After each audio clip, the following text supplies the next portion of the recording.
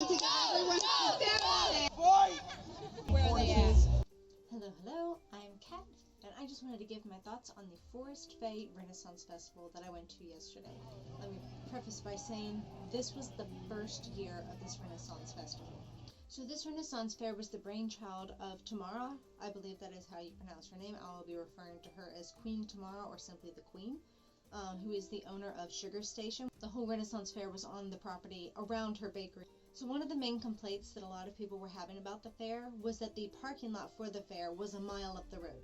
This was 100% in no way the Queen's fault.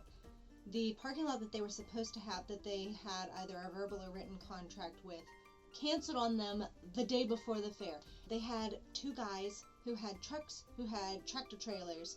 They were loaded with hay bales, and they would cart the people from the parking lot to the fair. Good on Loosedale, Mississippi for getting people out there. Me personally, I met so many people. The majority of people that I talked to, which were 3 out of 4 of the people that I really had a conversation with the whole time we were at the fair, was in line waiting for the tractor to get to the fair, and then waiting in line for the tractor to go home. I thought it was amazing. You get the wind in your hair for like 10-15 minutes driving past all these trees.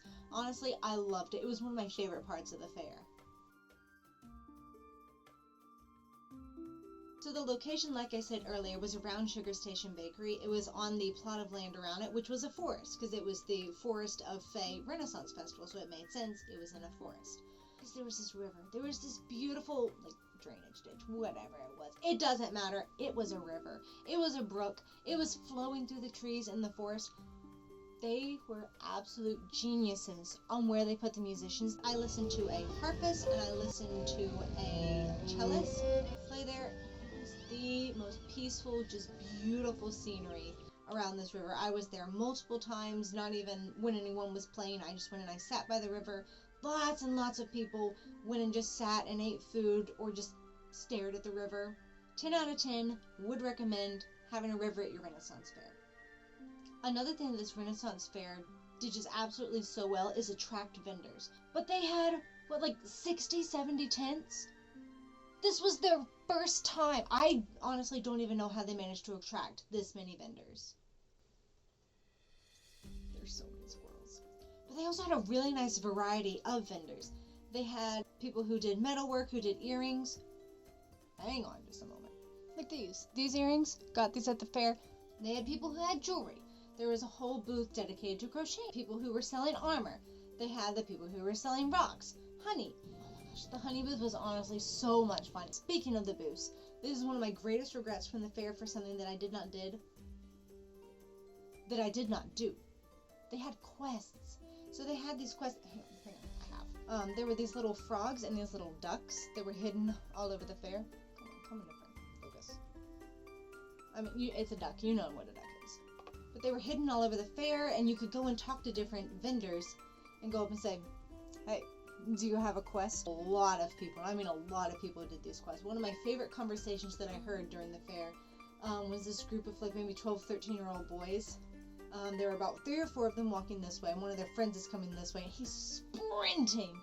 There's hey, we're gonna go do something. He's like, I can't right now, I'm on a quest. This is what being at a Renaissance Fair is about. Alright, speaking of the people who were at the fair, 80% costumes.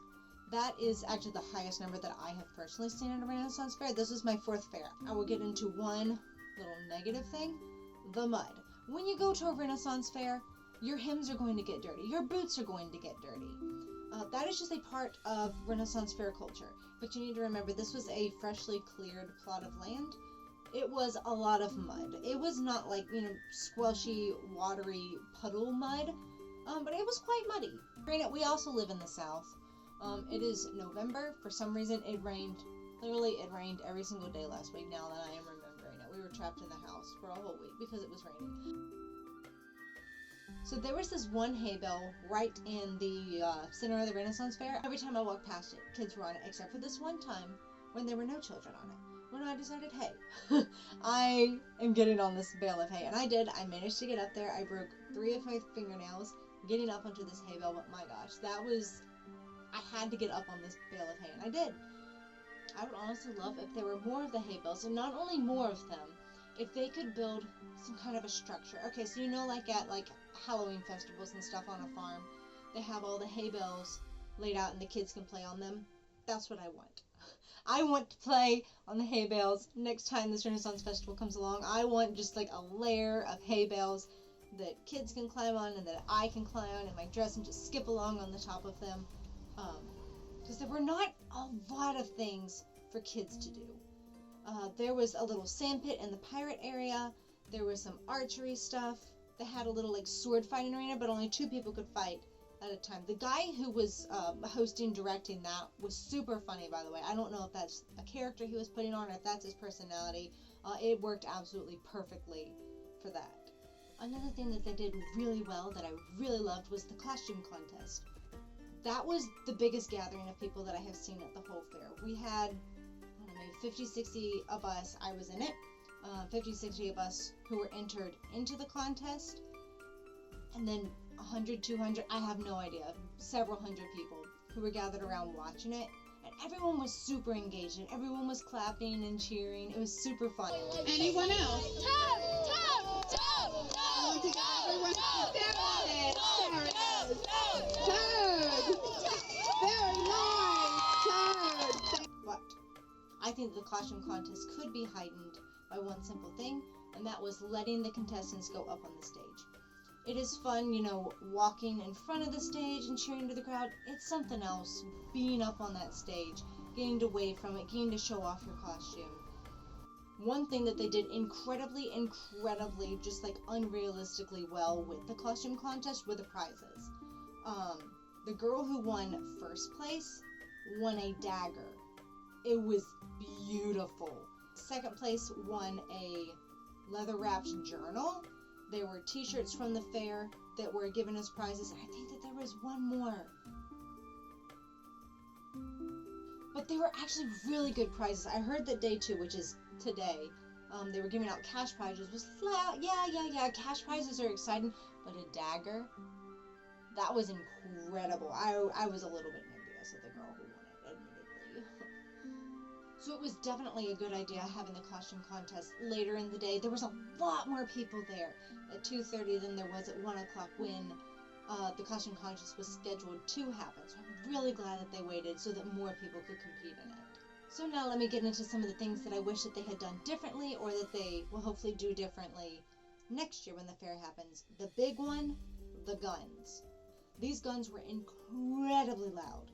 And living in the cultural climate that we live in, it was also a little bit terrifying the first time I heard the guns go off. So that's something that I would like less of. What I would like more of was food options. I personally had the single greatest Italian ice that I have ever had in my entire life. It was like 80 degrees outside. This thing lasted half an hour. That was one of my favorite parts of the fair as well, was eating this Italian ice. But I wish that there were more food options. I know that some people waited in line for food for like 30 minutes. And 30 minutes, if you're only at the fair for like 2 hours or 3 hours, that can be a good third or a sixth of the time that you're at the fair is just waiting in line. Which, granted, you can make friends when you're in a line. But at the same time, you also do want to be walking around and looking at all the things at the fair, which is why you're there. We're losing the good life. But overall, would I recommend going to this fair next year? Yeah, I absolutely would. I had a blast here. Here are a couple of things that you should know if you're planning on going to your first Renaissance fair. Number 1, your shoes and your hem are going to get dirty. Dress appropriately. Number 2, water. If the fair says you can bring in your own water, absolutely bring in your own water. Number 3, wear comfortable shoes. Don't wear heels to a Renaissance fair. People, you're going to be doing a lot of walking. You don't really want heels. They look great. They feel horrible. Next. Number 4, bring a basket. I had seen people bring baskets before to Renaissance fairs. I had never done it myself. I'm literally using it as my purse right now. I have chronic shoulder pain and neck pain and back pain. I had 0 pain after this Renaissance fair, and that is probably my first time going out of my house ever that I haven't had back pain. With this basket, I put so much stuff in it, and I'll show a video in a minute of everything that I had in my basket, but I just kept adding things to it, and it never felt any heavier. I don't even understand the science behind it, but it was incredible. I just want to end off this video by saying thank you, Tamara. Thank you for chasing this dream of having a Renaissance festival. Thank you for putting all this effort in and for going through all of this for us, for everyone who enjoyed the fair. Thank you so much for putting so much effort into this. This was an incredible experience. This is one that I will genuinely remember for the rest of my life. Thank you so much for your effort. To anyone who's watched to the end of this video, firstly, why are you here? How did you find this video? I don't even know. I make these videos for me. If anyone likes these videos, that is incredible. If anyone leaves a comment, that seriously makes my day. Let me just leave off by saying, no matter how old you get, you're still allowed to go out and do fun things. You're still allowed to dress up as a princess and go explore Renaissance Festival. So go do something fun for yourself today, just like Katie Carson always says.